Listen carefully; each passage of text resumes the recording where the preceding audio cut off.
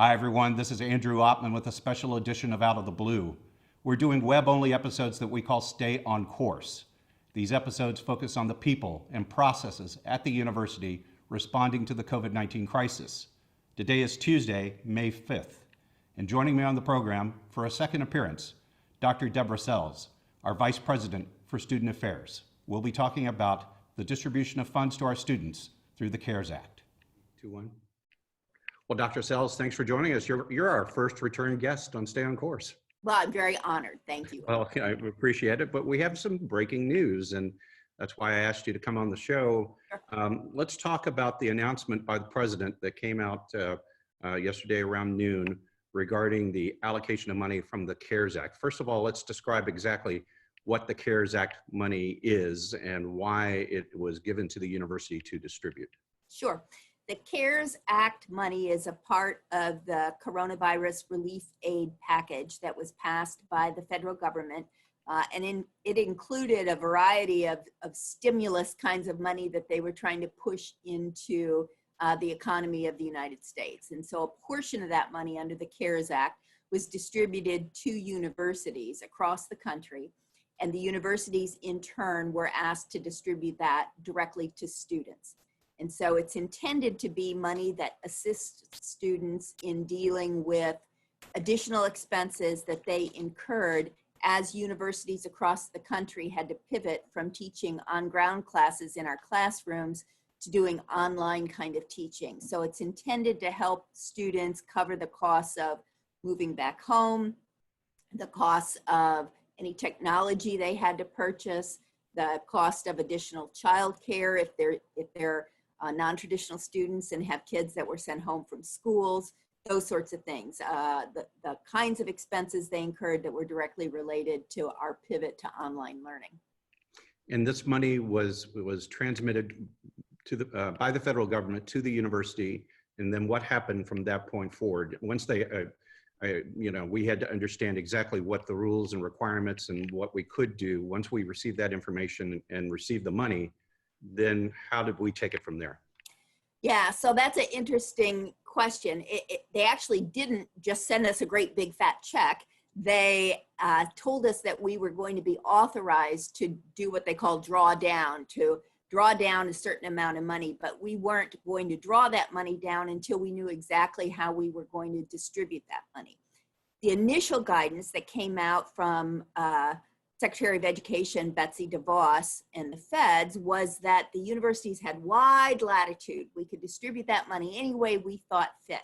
And very quickly they pulled that back and began to add additional restrictions onto that money. The most significant restriction, well, two very significant restrictions that they added. One was that you had to be what we call Title IV eligible, and I'll come back to that. The other was that it was not intended to help international students, DACA students, students who could not prove that they were present legally in the country. And so that was very disappointing to many of us. We wanted to be able to include all those students in the distribution, but we were told specifically by the feds that we could not. The Title IV issue is a little more complicated. By making it necessary for the universities to only distribute to students who are Title IV eligible, it meant that we had two options. You are Title IV eligible if you have successfully completed the FAFSA, which is what all of our students fill out if they want to apply for federal financial aid. Through the process of filling out a FAFSA, the federal government checks to make sure you're Title IV eligible. If you don't fill out a FAFSA, there are about 25 different criteria that we would be responsible for proving you meet to be able to certify that you were Title IV eligible in the absence of a FAFSA. And that includes things like we would have to be able to prove that you were properly registered with the Selective Service, that you had never defaulted on a previous loan, that you were currently eligible for financial aid under the Satisfactory Academic Progress Guidelines, and so on. It's a very complex formula. So what we have done is made the decision that we wanted to get the money into the hands of students just as quickly as we could.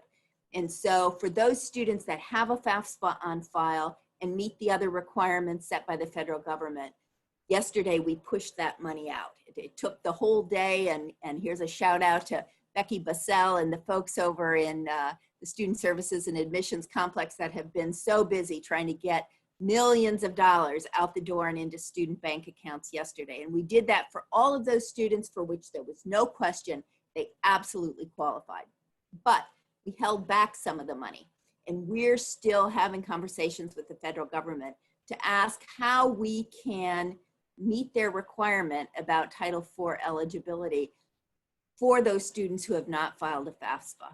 And if we can get a positive answer from the feds, we have the money held back that we will then be able to do a second round of distributions to those students. The initial distribution for those who we had a FAFSA and we just said, okay, we're ready. I would take it, Dr. South, that is the overwhelming majority of the population that we tried to serve? Yeah, it's about 75 or 80% of our students. They had to have a FAFSA on file. They had to have been full-time enrolled. They had to have been enrolled in on-ground classes at the point in March when we pivoted to online learning. So if you had begun this semester totally online, the feds told us we could not distribute to you. So they had to meet all of those other criteria as well. But yes, that represents 75 to 80% of our students, and that money went out the door yesterday. Dr. Sells, how much money are we talking about? A baseline that most of our students received?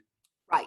So the way we approached it, we were guided by the federal government that our charge was to distribute it to students who were negatively impacted by this pivot to online learning.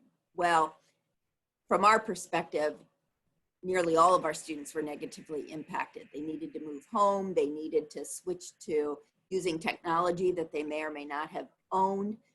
And so what we wanted to do was try to address the needs of as many students as we could, while also recognizing that some students also face additional financial challenges. So what we determined was to create a baseline allocation that every student who qualified received that baseline. Then we had additional little pots of money that we would add on to that baseline if the students also fell into additional categories that demonstrated particular need. So for instance, we know we have an identified group of students on this campus who are homeless or aging out of foster care. They faced some really additionally significant challenges. So we added on top of that baseline amount some additional funding for them. I see. So, and when we say the money flowed to the students, this would be students who have established and linked a bank account with us, correctly? We have really been pushing that hard this year, that every student needs to have a direct deposit bank account set up with us. So yes, yesterday, the way it works, and it's confusing to students, the way it works is that first it appears as a credit on their MTSU account. Then within a few hours, that credit disappears. And when it disappears, it's because we have paid that credit to their bank account. So it's sort of a two-step process. We put it against their account and we take it off their account and send it to their bank. And if you don't have direct deposit set up, it's going to take us significantly longer to actually cut a paper check that you will then come over and pick up from the Student Services and Admissions building. Which is obviously one of the reasons. I know we didn't anticipate this being one of the reasons why we needed direct deposit, but that rapid exchange and being able to do it quickly is just really to everyone's benefit. Right. Many of our students had that money in their bank account by the end of day yesterday. Students who don't have it set up are going to be waiting a week or longer to be able to get a paper check. And our charge was to get this money to them as quickly as possible. Wow. Well, Dr. Sells, what happens if I have any questions? I went to my account and I don't see the money. What do I do? What's my next step? I'm asking two things. One, I'm asking you to wait till the end of the week to come and ask us those questions, because it's going to take a little while to get it all done. They did just so much work yesterday pushing that money out, but it's not all out yet. And so if you could just give us till the end of the week to make sure it has made its way to your bank. And then every bank approaches how they distribute those deposits into your account a little differently. And so your bank may have a requirement that they're going to wait 24 hours before you can access that money, or they may be in some kind of shutdown situation right now and they're not processing as quickly as usual. And so if you would give us until Friday before you start to ask questions about where your money is. If by Friday you don't see it in your bank account, then you can contact the MT One Stop via email, mt1stop@mtsu.edu, and they'll check for you if you believe you meet all those requirements. If you don't have a FAFSA on file, you will not be getting the money yet. We have got to still work through those issues with the federal government.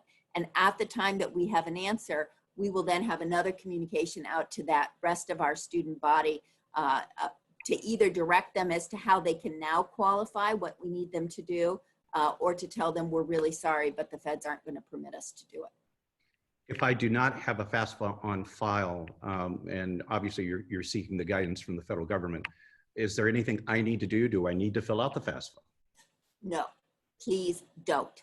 What we don't want to do is start a rush of last minute FAFSA filing if we don't have to do that. It is an onerous process. We think there's an easier way to do it. We're asking permission for our easier way to do it. And I don't want students getting out there and starting to file FAFSAs unnecessarily. If you would just be patient with us and let us sort of fight this battle on your behalf. We're trying to fight it so that there's an easy way to get this done that won't require you filing a FAFSA. So please don't wait. We'll tell you what you need to do. It may be that in the end that will be the solution, but please don't start there. We don't want to go there until we have to, because you're right. It's an incredibly, as many parents understand, it's an incredibly complicated form. Right. Dr. Sells, anything else we need to tell everybody while we got you on Zoom?